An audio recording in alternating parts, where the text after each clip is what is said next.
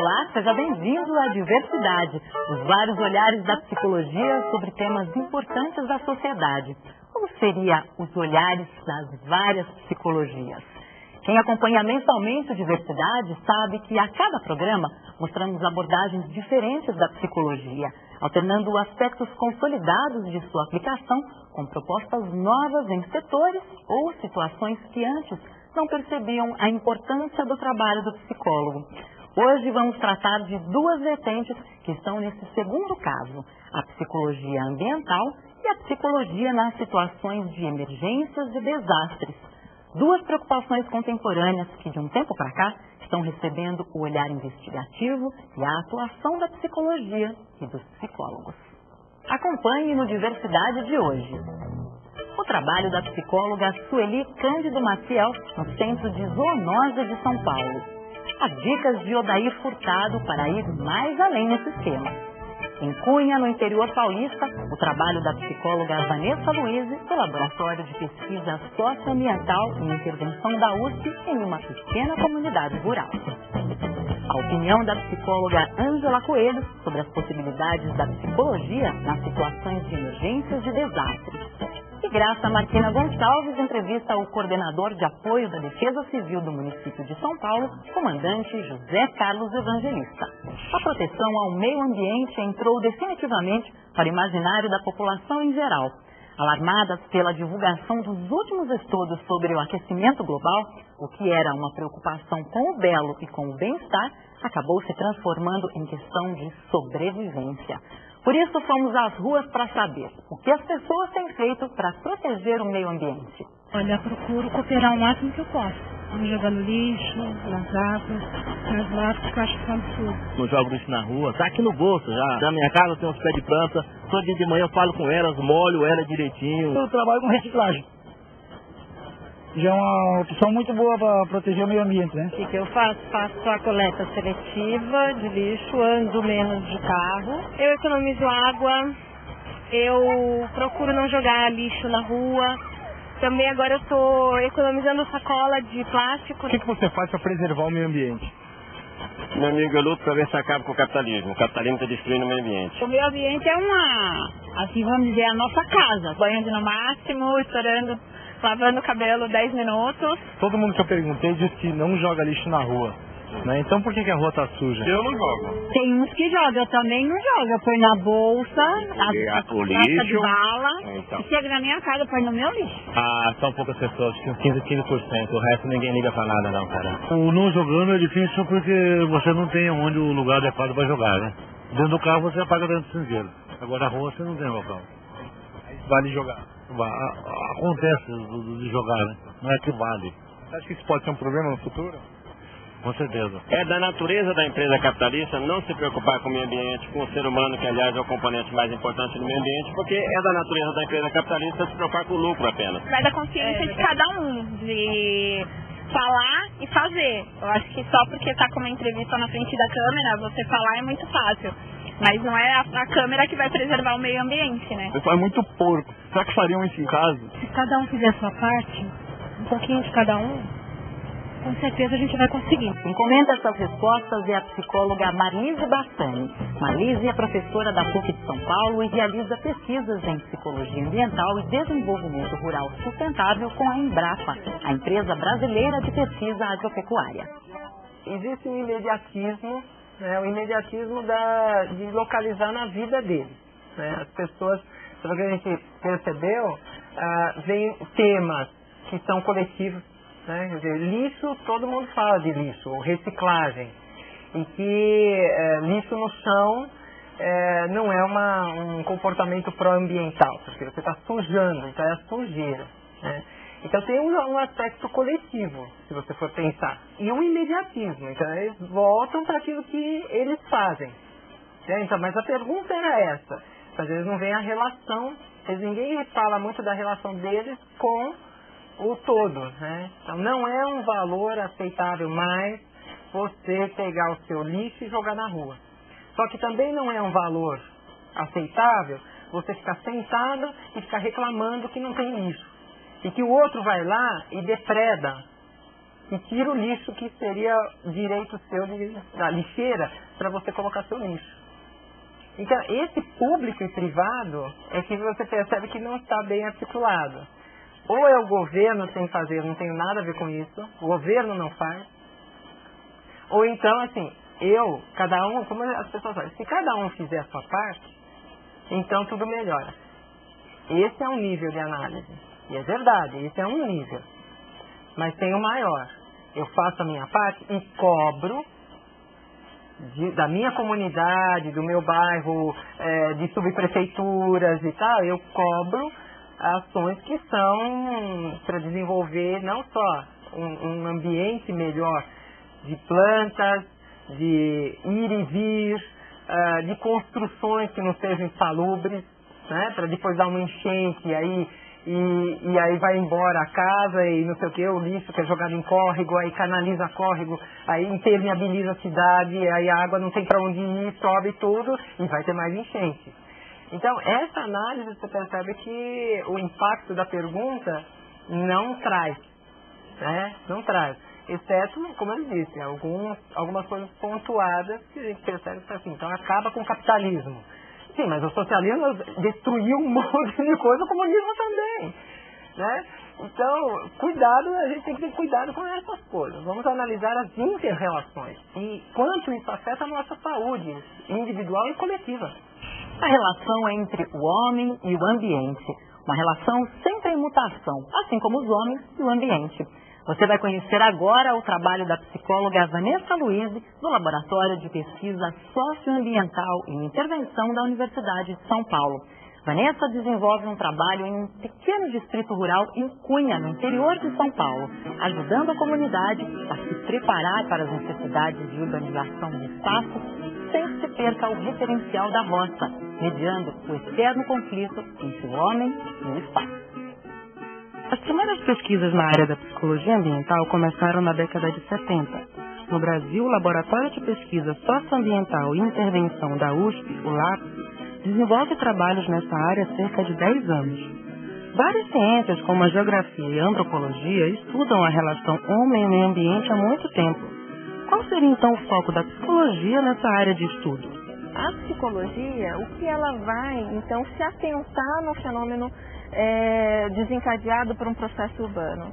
Então, geralmente a gente estuda as emoções, os modos de formação simbólica, o quanto que essa organização, essa estruturação arquitetônica e urbanística, ela interfere no procedimento das condutas humanas, né? Então, assim, essa relação entre emoção e ação é propriamente o foco que muitos dos psicólogos ambientalistas trabalham. A psicóloga Vanessa Luiz está fazendo sua tese de doutorado com a população do distrito de Campos Novos, no município de Cunha, interior de São Paulo. Usando a técnica da intervenção, através da construção de maquetes coletivas e de grupos de discussão, o objetivo é olhar criticamente para as relações entre o urbano e o rural. A ideia desse projeto é habilitar as pessoas da comunidade a desencadear processos de participação popular para planejamento urbano. Então, o que eles querem daquela cidade? Como eles podem planejar um futuro mais urbanizado, né? Porque existem benefícios da urbanização que eles têm necessidade para se inserir nesse mundo global. Agora, de que forma eles podem ter aquisição, ter acesso a esses bens urbanos, de modo que não obstrua e nem negue a cultura caipira da qual eles fazem parte. A intervenção estimula o pensamento crítico da comunidade e mostra o lado prático da psicologia ambiental, que busca, assim, alternativas de crescimento diferentes do modelo urbano hegemônico. Esse processo histórico, quando a gente vai pensando como que a história construiu esse modelo urbano, esse modelo hegemônico, então é possível pensar, esse processo foi construído nesse espaço territorial, vamos dizer, então, na grande São Paulo e nos grandes eixos econômicos, ele decorreu esse tipo de relação interpessoal e social e cultural. Se então nós estamos num momento onde existe, se for pensar, vivendo um modelo original, se começarmos a criar um outro caminho para isso, onde é que a gente pode chegar? Parece que o primeiro passo na construção deste futuro é perceber que homem e meio ambiente não estão separados como se imagina. Se o homem tem o poder de destruir a natureza, também tem o poder de criar um ambiente melhor para viver. Nós entendemos o ambiente como a organização humana no espaço total. Então, existe uma relação intrínseca entre a constituição psíquica do sujeito e a forma de organização do espaço. E quando o próprio ambiente coloca em risco a vida de uma comunidade, como socorrê-la? Como orientá-la? Esse é um dos aspectos da psicologia em situações de emergência e de desastre. Quem fala sobre isso é a psicóloga Ângela Coelho, especialista em atendimento emergencial e responsável pelo desenvolvimento da área de psicologia das emergências e dos desastres em nosso país. Ângela é professora titular do programa de mestrado em psicologia da Universidade Católica Dom Bosco, em Campo Grande, Mato Grosso do Sul. Numa parceria com a Defesa Civil Nacional, recentemente foi enviada pelo Conselho Federal de Psicologia ao Peru, após o terremoto em Pisco, que deixou 503 mortos e cerca de 1.500 feridos. Lá, a Ângela desenvolveu o programa de atendimento psicossocial à comunidade. A prática do psicólogo nas emergências e nos desastres, ela vem se constituindo como uma prática nova no Brasil. E esse esforço tem sido incentivado pelo Conselho Federal de Psicologia. Ele é um participante do Grupo Interministerial de Assistência Humanitária Internacional. Ele é um integrante e eu represento o Conselho nesse grupo. Ocorreu a primeira missão dentro desse grupo quando eu fui a Pisco, como parte dessa assistência humanitária. A impressão que me causou a ida a Pisco é de que o psicólogo tem tanta coisa para fazer, tanto no antes, como no durante e como no depois. Me impressionou lá a capacidade da comunidade. E, às vezes, os psicólogos não valorizam essa capacidade. A ênfase tem sido muita na incapacidade das pessoas de reagirem frente a um acidente maior, a um desastre. Mas o que eu vi em Pisco é que as pessoas, como comunidade e rede social, ela tinha muito a integrar e ajudar entre elas. O que nós estamos tentando dentro dessa proposta para a América Latina é desmistificar a questão das reações pós-desastre. As pessoas, elas estão reagindo de forma normal. O que é anormal é o evento em si. Ninguém espera que sua cidade seja destruída em questão de segundos. E a reação delas é uma reação normal diante de uma perda que é muito maior. E o psicólogo tem que trabalhar enfatizando essa questão e propondo estratégias de uma reconstrução social mais ampla, de cuidar. Mas, ao mesmo tempo, nós também estamos construindo novas formas de prevenir, novas formas de construir o trabalho junto às comunidades. Como elas podem se tornar comunidades mais seguras e, ao mesmo tempo, ter conhecimento sobre as responsabilidades do Estado e a responsabilidade da comunidade de manter a sua vida de uma forma mais protegida. E essa proteção passa também por uma equidade na distribuição dos recursos. E eu creio que essa prática da psicologia, dentro de uma visão ampliada de saúde, vai possibilitar exatamente que o psicólogo se posicione politicamente e socialmente diante da sua prática, trazendo novas questões para a sua pauta de trabalho. O desastre mobiliza muito as pessoas, né? O imaginário popular, o desastre está presente como uma questão simbólica muito forte. Veja, desde o dilúvio, que pode ser relatado como um dos primeiros desastres que aconteceu, até a erupção do Etna e o soterramento de Pompeia. A propósito, sobre o soterramento de Pompeia, há um texto muito importante do Freud que faz a análise do sonho da Gradiva. Gradiva é um livro do Jensen que está traduzido para o português.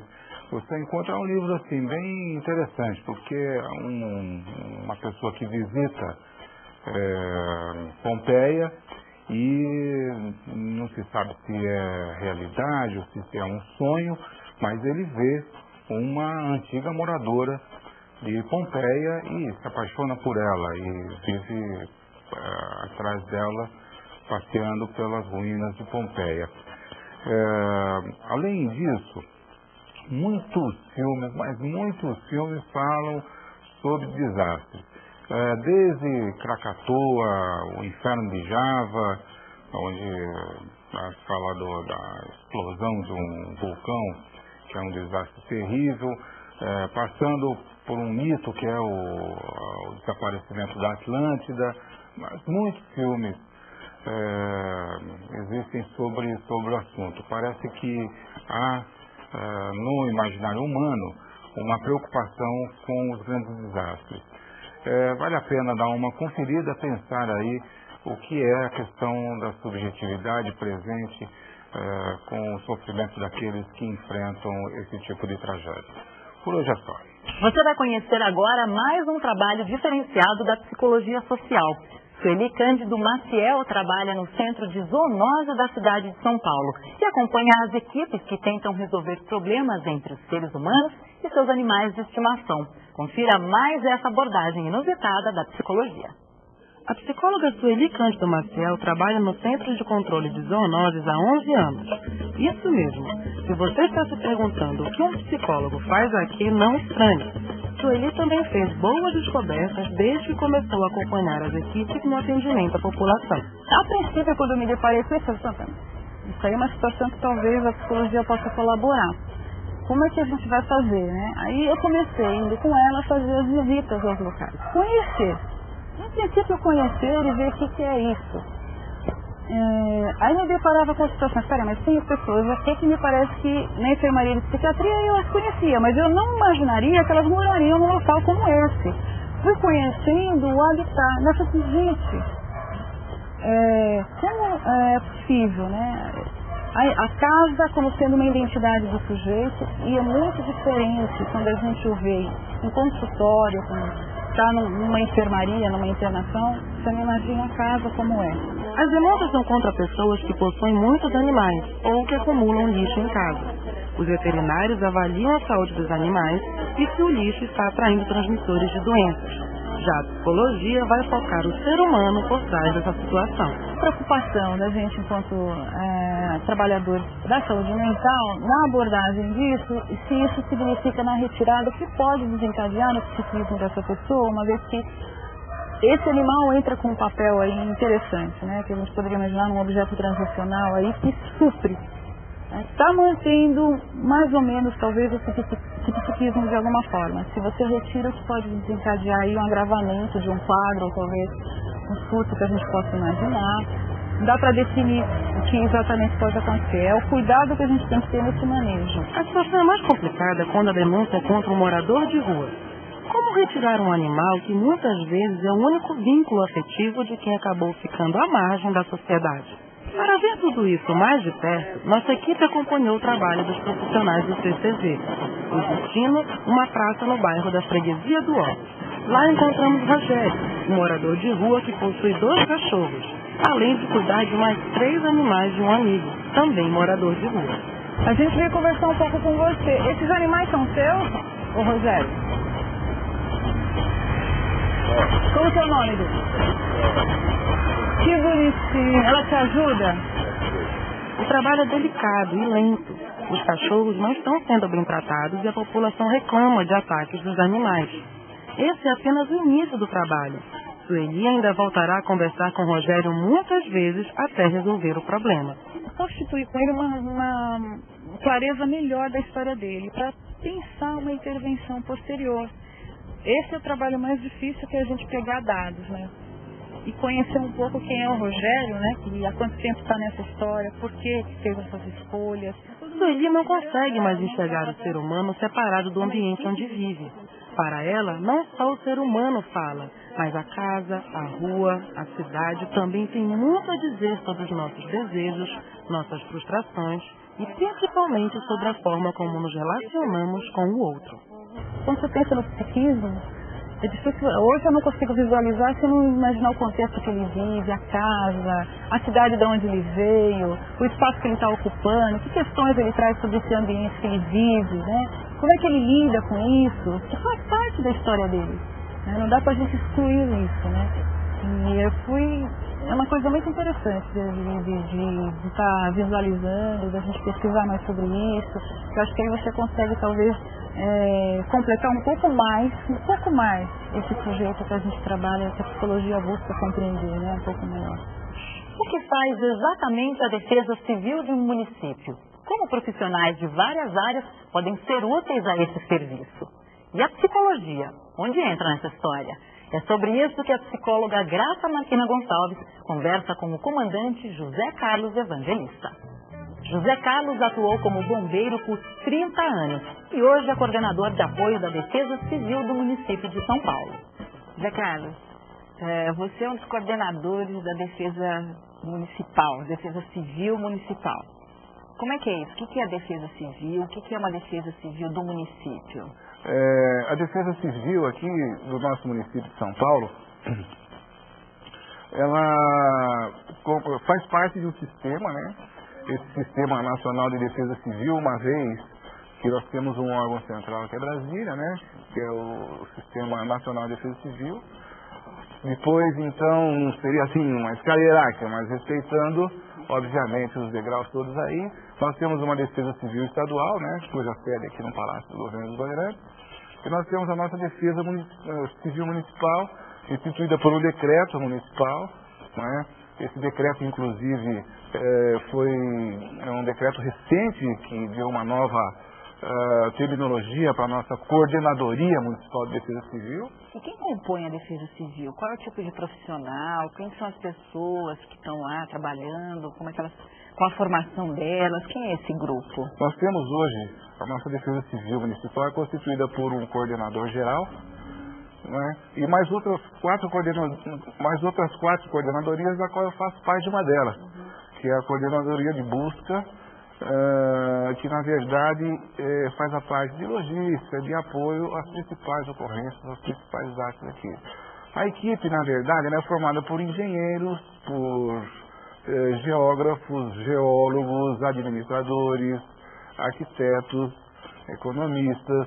Então nós temos assistentes sociais. Então nós temos uma equipe multidisciplinar, dada a heterogeneidade das ocorrências que ocorrem, né? Essa questão de desastre sempre acontecem, as ameaças que surgem, os riscos, né? Em razão dessa vida agitada que nós temos aqui, né? Então nós temos aí realmente uma equipe multidisciplinar para podermos fazer frente, então, às principais ocorrências aqui da cidade de São Paulo. Como nós envolvemos um grande número de pessoas, às vezes um incêndio de uma favela, você sabe que quando começa tem que ter uma pronta atuação de todos os órgãos envolvidos, quer Corpo de Bombeiros, quer Defesa Civil, porque na verdade envolve muita gente, muitos problemas de ordem pessoal, né? Então as vítimas não são aquelas que realmente venham a falecer ou a se machucar, mas de qualquer forma nós consideramos vítimas aquelas também que estão desalojadas, desabrigadas, atingidas de alguma forma. Isso também é interessante, né? Porque amplia um pouco a noção da própria atuação da Defesa Civil. Com certeza no momento de um desastre, né? No socorro. Mas tem um trabalho preventivo, você estava dizendo, né? De acompanhamento, tendo, né? De eventuais riscos, né? Enfim, que possam se concretizar. Como é que é esse trabalho preventivo? Olha, assim, veja bem, a questão da prevenção e da preparação é todo um trabalho que nós fazemos com as comunidades, com os parceiros, com as nossas equipes, com a regimentação de meios, com palestras, com atuação na escola, porque o risco, a ameaça, o grau de vulnerabilidade, eles estão presentes sempre. Em qualquer situação da vida da gente, nós temos sempre isso presente. Então, o trabalho preventivo é o nosso dia a dia, porque nós trabalhamos numa normalidade, né? E realmente, quanto mais nós pudermos trabalhar preventivamente, mais nós vamos estar minimizando os riscos e os desastres, enfim, uma situação mais catastrófica, uma situação assim mais difícil de encarar, vamos dizer assim, né? E nesse trabalho, você falou de vários profissionais, o psicólogo é um profissional que você acha importante? Onde é que você vê aí a participação do psicólogo? Olha, nessa equipe multidisciplinar, o psicólogo para nós é indispensável, porque vamos ver uma coisa. Toda situação de risco, toda situação de acidente ou de desastre, vai toda uma preparação inicial do próprio agente que vai lá, está fazendo frente a essa ocorrência. Então eu vejo o papel, por exemplo, de um psicólogo, no caso, extremamente importante, porque ele estando dentro dessa nossa equipe multidisciplinar, tenha mais absoluta certeza. Ele vai dar uma garantia para o agente, uma garantia de que o nosso serviço ele vai valorizar de tal forma, porque o camarada, quando ele chegar, ou esse agente, quando chegar para fazer frente a esse desastre, com aquele povo que está sendo ameaçado, que está com prejuízo, ele vai levar um dos melhores dos comportamentos. Essa equipe multidisciplinar dá muita segurança para o agente de defesa civil que vai atuar numa situação de desastre. No nível que o psicólogo ia lá resolver o problema de cada vítima pessoalmente, não é verdade? Mas a forma, por exemplo, de nós traçarmos um planejamento, de traçarmos um plano de atuação, num procedimento frente a determinadas situações, é altamente importante. Nós sabemos que nós temos esse escudo protetor, né? Nós temos essa especialidade, por exemplo, que com certeza muito vai valorizar principalmente o agente de defesa civil que vai estar atuando numa situação que é catastrófica não só para a vítima, como para quem também vai ao local. É isso, Diversidade fica por aqui. Nos vemos no nosso próximo programa. Até lá!